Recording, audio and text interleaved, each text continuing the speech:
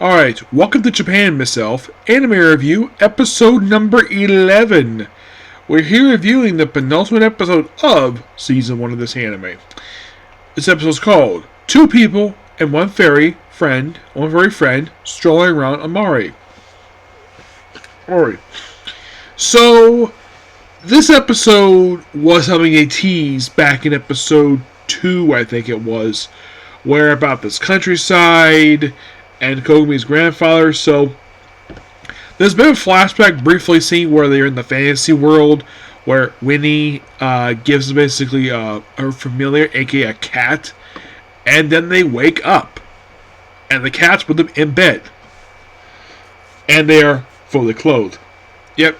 So because of course basically they forgot to invite her this time, they said next time basically they'll go out their problem.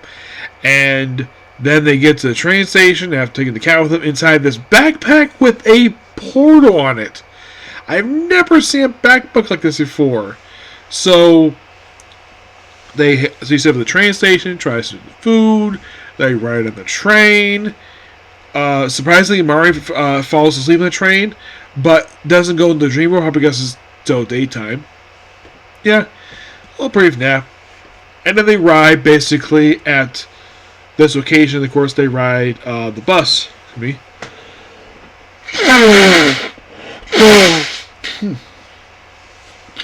Like around this curb, and there's that big mountain.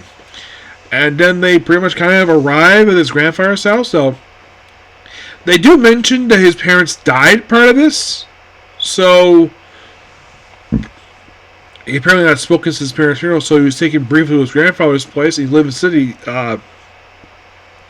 since his visit to his grandfather's house. And of course, they arrive, and well, and of course, like he's kind of surprised they didn't tell him the fact he was coming, but of course, Mara introduced herself, and he's like, "Oh, your Japanese is really good," and of course, he suspects this might be something more between the two of them.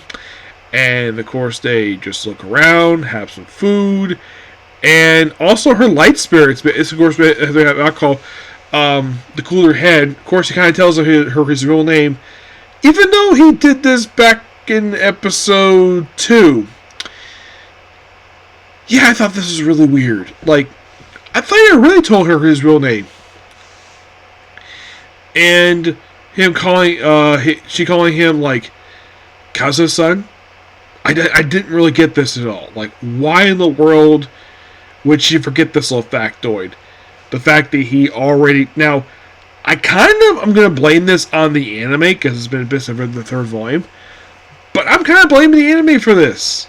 For this little factoid. The fact they completely forgot they did this. So...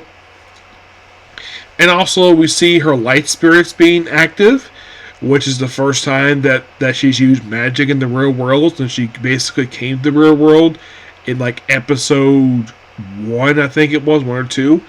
And then they come back, and of course, they think about it, nope, let's take it separately, and then they go to sleep, when they go back to the labyrinth. And by the way, of course, he does mention the fact about this little dream world thing, like the fact he knows about the outer world. And by the end of the episode, it's revealed that he already kind of knows. Now, he doesn't tell his grandfather about this, but his grandfather already knows, because he's basically going off in the fantasy world. End of the episode. Really good here, and it's nice to the fact that we kind of end the season kind of where we began, where we're kind of going into the fantasy world, because I would say, in the case of the first episode of the season, we started off in the real world very briefly, and then we spent a lot of the episode in the fantasy world. And my guess would probably do the same thing in the final episode of the season. Yes. Now, I should point out, though, that this season is, this series, this is the only one of the 3 new ones there this year that currently there's no dub. Excuse me. As for why no dub, I don't really know. It is quite weird of why in the world there's no dub. It's just that there isn't. Next time I'm going to review, I made a Game Receptionist, but also Balls of Clock Time. That has a dub, where the main character is spoken by Joe Harris.